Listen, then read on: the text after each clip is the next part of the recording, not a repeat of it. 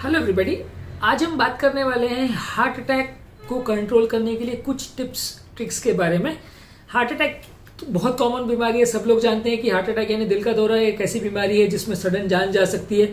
और इनफैक्ट ये बीमारी के बारे में जानना इसलिए भी ज़रूरी है कि दुनिया भर में ये सबसे ज़्यादा मृत्यु का कॉज है, सबसे ज़्यादा मृत्युदायक बीमारी है। बहुत सारे लोग इस बीमारी की वजह से मरते हैं। तो इस बीमारी के बारे में अगर हमें अप्रोप्रिएट जानकारी हो और अप्रोप्रिएट टिप्स जिसके बारे में आज हम डिस्कस करने वाले हैं, अगर हमें वो पता हो तो हम इसे कंट्रोल करने में थोड़ी मदद मिल सकती है। आज हम मेडिसिन के अलावा बाकी नॉन फार्माकोलॉजिकल टिप्स के बारे में बात करेंगे, किस तरह से हम हार्ट अटैक को अपनी इंसिडेंट्स में, अपनी लाइफ में उनका इंसिडेंस को कम कर सकते हैं और कैसे अपनी जान को इनसे बचा सकते हैं। सबसे पहले हार्ट अटैक के बारे में हमने ऑलरेडी डिस्कस किया। एक बहुत ज़्यादा डेंजरस बीमारी है। ये होता इसलिए है क्योंकि हार्ट की नलियों में कोलेस्ट्रॉल का ब्लॉकेज जमा हो जाता है, और जब नलियों में कोलेस्ट्रॉल जमा हो जाता है तो उसमें जगह कम हो जाती है। ब्लड का फ्लो होने के लिए या खून का बहाव जाने के लिए जगह थोड़ी कम हो जाती है, जिसकी वजह से हार्ट में प्रेशर क्रिएट हो जाता है। और जब इन नलियों में जहाँ जगह बहुत कम है वहाँ अगर ब्लड का क्लॉट आके या लोही का थक्का आके जम जाता है तो नली पूरी तरह से बंद हो जाती है। अगर नली किसी की भी हार्ट की पूरी तरह से बंद हो जाए यानी 100% बंद हो जाए तो उसे हार्ट अटैक की सिचुएशन बोलते हैं।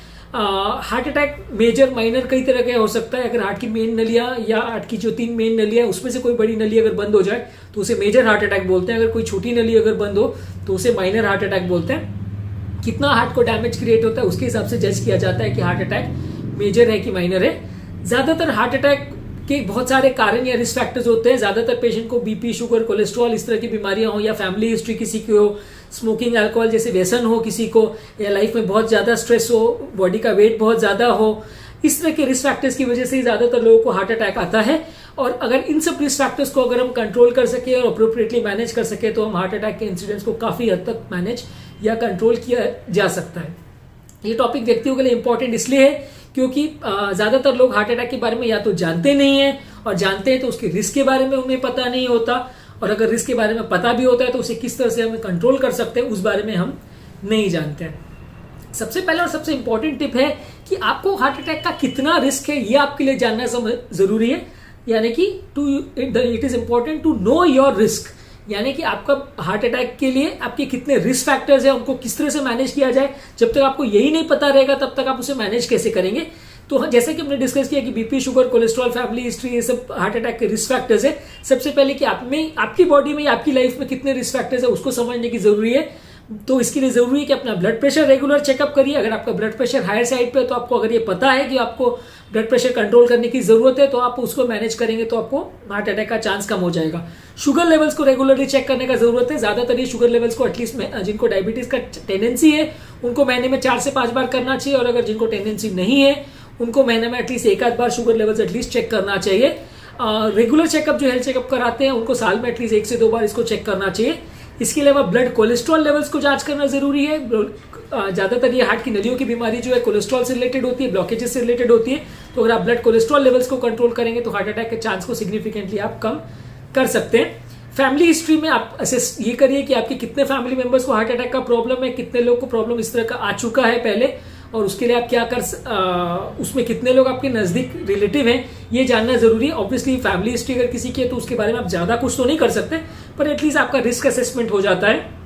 इसमें अगर बहुत डिस्टेंट रिलेटिव या दूर के रिलेटिव्स में किसी को हार्ट अटैक आया हो तो उसकी इतनी इंपॉर्टेंस नहीं है। आपके क्लोज रिलेटिव है, जैसे आपकी मदर फादर यानी मम्मी पापा या भाई बहन में किसी को हुआ है, या फर्स्ट डिग्री ब्लड रिलेटिव्स यानी क्लोज रिलेटिव जिन्हें हम कहते हैं, उनमें किसी को अगर हार्ट अटैक आया है तो उसकी इंपॉर्टेंस ज्यादा है।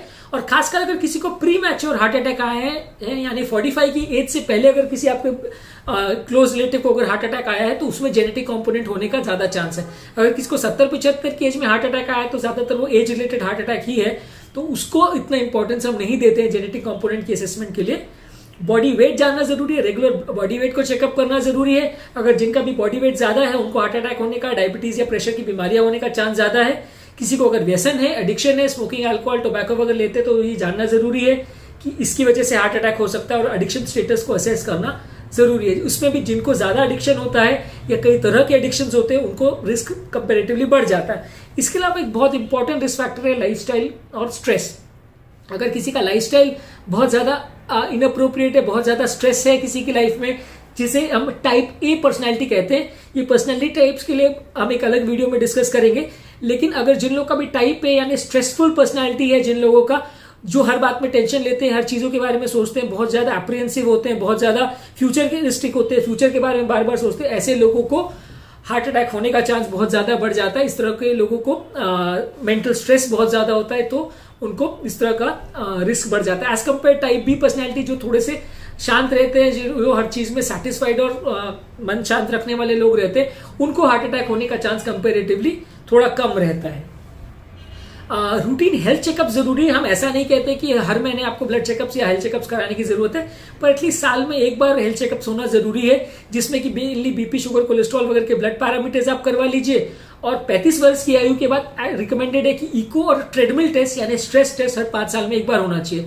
काफी बार ऐसा होता है कि पेशेंट जो बहुत एक्टिव भी हैं, बहुत फिजिकली एक्टिव है, रेगुलर सब काम अच्छे से कर भी पाते हैं, वैसे लोगों को भी अगर वो ट्रेडमिल टेस्ट करते हैं तो उनका टेस्ट पॉजिटिव निकलता है, और जब एंजियोग्राफी हम करते हैं तो उनको ब्लॉकेजेस सिग्निफिकेंट निकल सकते हैं। तो ऐसे केस में आप ये बिल्कुल नहीं मान के चल सकते कि आप क्योंकि रेगुलर एक्सरसाइजेस कर रहे हैं या फिजिकली एक्टिव है तो आपको टीएमटी टेस्ट वगैरह करने की जरूरत नहीं है। रेगुलर हेल्थ चेकअप्स की जरूरत है, जिसमें कि ब्लड चेकअप्स हर साल में एक बार और इको ट्रेडमिल टेस्ट 35 साल की आयु के बाद हर 5 साल में एक बार करना चाहिए। अगर किसी को बहुत ज्यादा रिस्क फैक्टर्स हैं या बहुत ज्यादा उसको डाउट है कि उसको हार्ट अटैक हो सकता है, जेनेटिक प्रीडिस्पोजिशन भी है, रिस्क फैक्टर्स भी है, तो कभी कभी as a screening tool CT angiography भी कर सकते हैं। ये सेमी इन्वेजिव टेस्ट है, यानी कि बहुत ज्यादा इन्वेजिव नहीं है। जो रेगुलर कन्वेंशनल कैथेटर एंजियो हम करते हैं वो इन्वेजिव टेस्ट माना जाता है, क्योंकि उसमें हम हार्ट की नली के पास कैथेटर ले जाके वहां कॉन्ट्रास्ट इंजेक्ट करते हैं। ये इन्वेजिव टेस्ट है, तो इसको स्क्रीनिंग के तौर पर हम यूज नहीं कर सकते, क्योंकि इसमें हार्ट की नली बार बार डैमेज होने का रिस्क रहता है। पर सीटी एंजियो को फिर भी as a screening tool use कर सकते हैं, क्योंकि इसमें जिस तरह से हम बॉटल चढ़ाते हैं, यानी वीनस एक्सेस के द्वारा एक जैसे बॉटल चढ़ाते हैं, वैसे एक हाई पावर प्रेशर इंजेक्टर से कॉन्ट्रास्ट इंजेक्ट करते हैं, और उससे हम हार्ट की नलियों को कॉन्ट्रास्ट भरने की वजह से चेकअप ब्लॉकेज है या नहीं वो असेसमेंट कर सकते हैं। 5 से 10 साल में इसको भी अगर एक बार किया जाए तो बुरा नहीं है। और इसमें अगर कोई सिग्निफिकेंट ब्लॉकेज अगर मिलता है पेशेंट को सीटी एंजियो में, तो उसको कंफर्म करने के लिए एक रेगुलर एंजियो किया जा सकता है। अब हम इस बात करेंगे डॉक्टर को दिखाने के बारे में, या डॉक्टर चेकअप्स करवाना चाहिए, इस बारे में बात करेंगे। अगर आपको कोई न्यू ऑनसेट सिम्टम हो रहा है, जैसे कि आपको छाती में दर्द हो रहा है, या आपको सांस फूलने की प्रॉब्लम हो रही है, या पहले जो नहीं था ऐसे कोई नए सिम्टम्स हो रहे हैं, सडनली हृदय की गति बढ़ रही है, चलने फिरने में आपको धबकारे का प्रॉब्लम हो रहा है, पैल्पिटेशंस हो रहे हैं, या घबराहट बेचैनी हो रही है, तो आपके डॉक्टर्स को आपको कंसल्ट करना चाहिए। और अगर ऐसा कोई भी रिस्क फैक्टर हो तो उसके लिए आपको जैसा डॉक्टर आपको एडवाइस करे, जितना सिग्निफिकेंट प्रॉब्लम है उसके हिसाब से इको ट्रेडमिल टेस्ट करना चाहिए। कई केसेस इस तरह से पिकअप हो जाते हैं। आपको ऐसा नहीं सोचना चाहिए कि आपको जब तक हार्ट अटैक नहीं आएगा तब तक आप डॉक्टर के पास नहीं जाओगे, क्योंकि कई बार क्या होता है, जब हार्ट अटैक आता है तब तक बहुत लेट हो जाता है और ट्रीटमेंट के ऑप्शंस बहुत कम हो जाते हैं। तो अगर पहले से ही अगर हम नए सिम्टम्स को डिटेक्ट करें तो कई बार इसको पहले से डिटेक्ट करके सही टाइम पर ट्रीटमेंट कर सकते हैं। एक चीज आपको समझने की जरूरत है कि ये बीमारी अगर सही समय पर सही ट्रीटमेंट किया जाए तो पूरी तरह मैनेजेबल या कंट्रोलेबल है, पर अगर इसमें हम लापरवाही करते हैं या अप्रोप्रिएट ट्रीटमेंट नहीं करते हैं तो जान जाने का रिस्क कई गुना बढ़ जाता है। अब हम बात करेंगे डाइट के बारे में। डाइट के रिगार्ड्स में हार्ट पेशेंट के लिए सबसे अच्छा माना जाता है कि वो हाई प्रोटीन डाइट ले, यानी कि दाल साग सब्जी, Katol, sprouts, non vegetarian diet, जो भी चीज में प्रोटीन ज्यादा है वो प्रोटीन आपको ज्यादा लेना है। हार्ट के लिए प्रोटीन्स अच्छे हैं। कार्बोहाइड्रेट्स को अवॉइड कीजिए, खासकर कि कॉम्प्लेक्स कार्बोहाइड्रेट्स और प्रोसेस्ड फूड्स, स्टार्ची फूड्स को आप अवॉइड कीजिए। सिंपल कार्बोहाइड्रेट लीजिए, और वो भी जितना कम मात्रा में ले उतना अच्छा। शुगर वाली चीजों को अवॉइड कीजिए। आजकल ये माना जाता है, काफी स्टडीज में ये दिखाया गया है कि शुगर इवन फैट से भी ज्यादा डेंजरस है, इसलिए शुगर्स को अवॉइड करना जरूरी, खासकर कि रिफाइंड और प्रोसेस्ड शुगर्स को। लो फैट लेना चाहिए आपको। कोई भी चीज जिसमें वसा या चर्बी है उसको आप सब कम से कम मात्रा में लेना चाहिए, और सैचुरेटेड फैट्स को कम लेना चाहिए। अनसैचुरेटेड या पॉली अनसैचुरेटेड फैट्स को आप ज्यादा ले तो फायदा वो भी नहीं करेंगे, लेकिन कंपेरेटिवली कम नुकसानदायक है।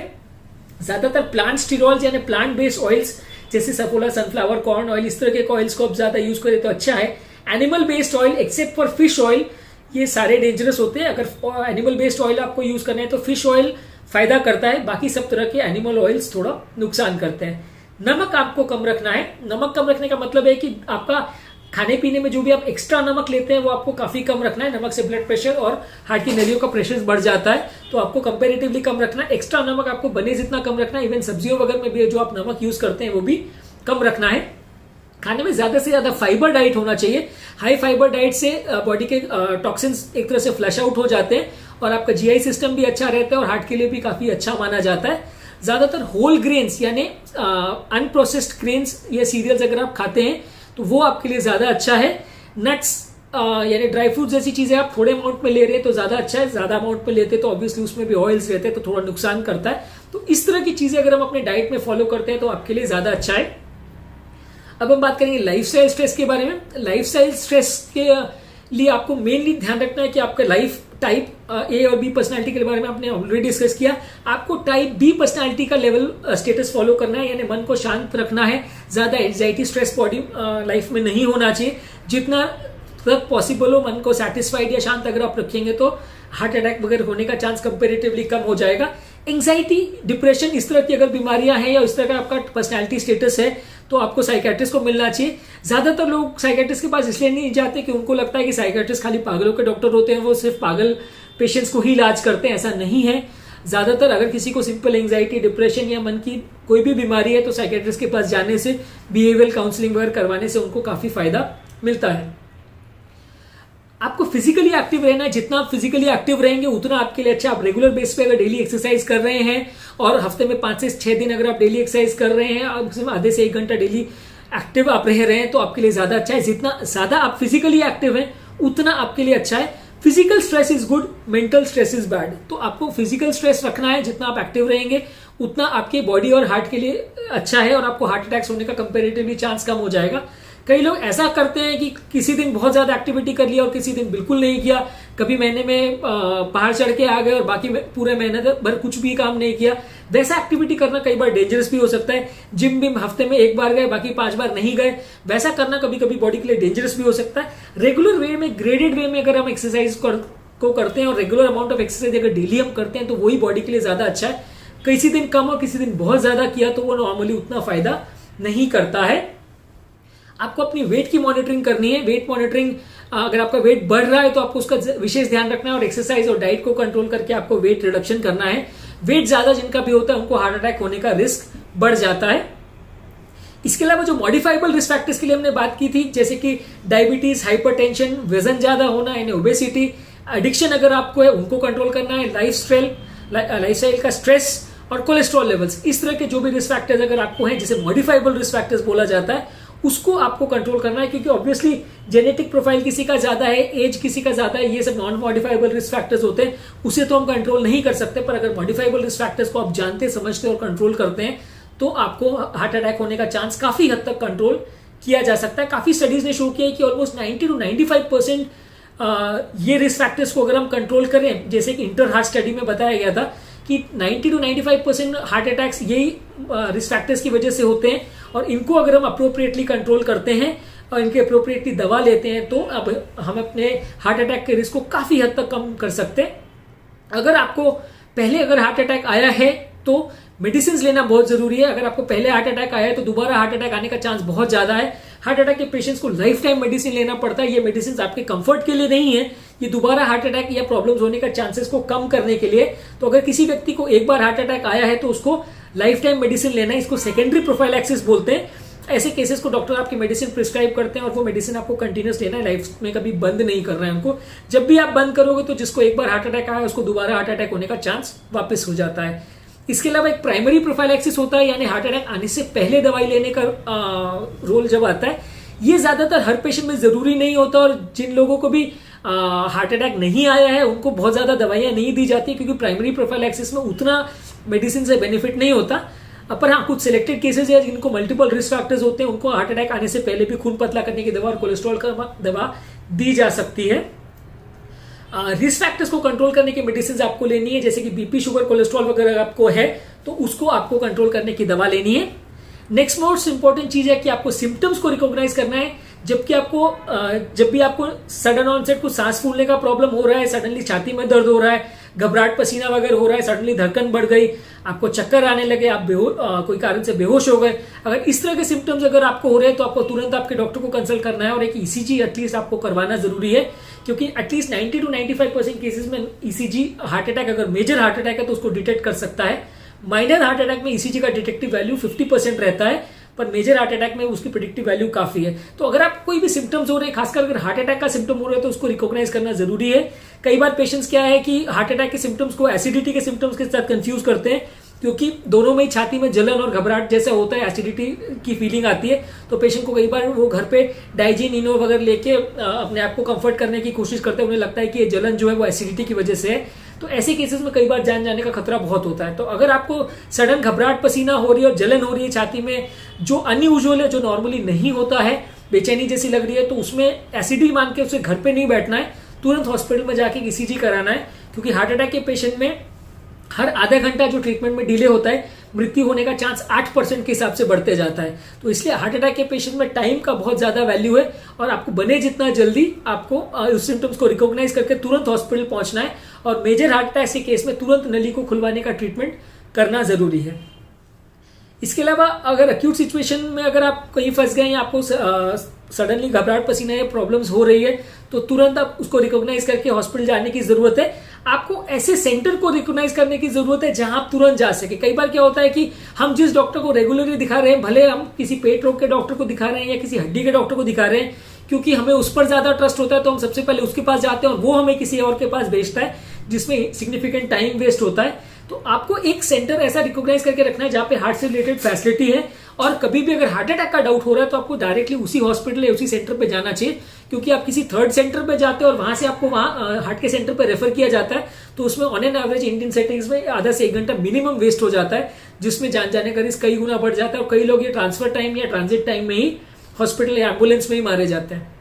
तो वैसे केस में किसी सेंटर को आपको मन में रिकॉग्नाइज करके रखना है कि जब भी इमरजेंसी हो, हार्ट रिलेटेड आपको लगे, तो आपको किस सेंटर में जाना है वो आपके दिमाग में पहले से रेडी होना चाहिए। आपको आपके एडिक्शंस को कंट्रोल करना है। अगर आप स्मोकिंग करते हैं, अल्कोहल लेते हैं, टोबैको च्यूइंग करते हैं, तो आपको इन सारे एडिक्शन को पूरी तरह बंद करना है। इसमें स्मोकिंग और टोबैको सबसे ज्यादा डेंजरस है। वंस इन अ व्हाइल आप अगर अल्कोहल ले भी रहे हैं तो वो उतना बुरा नहीं है, पर हाँ, हार्ट की नलियों को खोलने के लिए एक्स्ट्रा अल्कोहल लेना बिल्कुल रिकमेंड नहीं करते, वो फायदा नहीं करता, उल्टा नुकसान करता है। इसके अलावा पैसिव स्मोकिंग को भी आपको रिकॉग्नाइज करना है। अगर किसी के परिवार में कोई ऐसा व्यक्ति है जो स्मोकिंग करता है और बाकी लोग नहीं स्मोकिंग कर रहे हैं, तो जो लोग नहीं स्मोकिंग करते हैं उनको भी स्मोक उनके बॉडी के अंदर जाता है, इनहेल करते हैं, और उनको भी हार्ट अटैक होने का रिस्क बढ़ जाता है। तो ऐसे लोगों को पैसिव स्मोकिंग की वजह से भी हार्ट अटैक होने का रिस्क बढ़ जाता है। लास्ट में हम बात करेंगे टॉपिक कॉमन व्यक्ति के लिए क्यों इंपॉर्टेंट है। ये टॉपिक ज्यादातर लोगों के लिए इसलिए इंपॉर्टेंट है क्योंकि हार्ट अटैक एक बहुत डेंजरस बीमारी है और ऐसी बीमारी है जिसको सही समय पर सही तरह से अगर ट्रीट किया जाए तो हम इस बीमारी में जान जाने के रिस्क को काफी हद तक कम कर सकते हैं। क्योंकि ये बीमारी पूरी तरह ट्रीटेबल है, ऑलमोस्ट 90 to 95% केसेस को हम ट्रीट कर सकते हैं। इस वीडियो के माध्यम से जो टिप्स के बारे में हमने बात की, अगर आप इसको फॉलो करेंगे तो जैसा कि स्टडीज ने शो किया है कि लगभग 90 to 95% केसेस में आप हार्ट अटैक के आने को काफी हद तक पहले रोक भी सकते हैं। और अगर आपको हार्ट अटैक आता भी है तो जल्दी इसको रिकॉग्नाइज करके आप उसको टाइमली ट्रीट भी कर सकते हैं, ताकि इस बीमारी में जान जाने का रिस्क और हार्ट को परमानेंट डैमेज होने का रिस्क काफी हद तक कम किया जा सके। Thank you.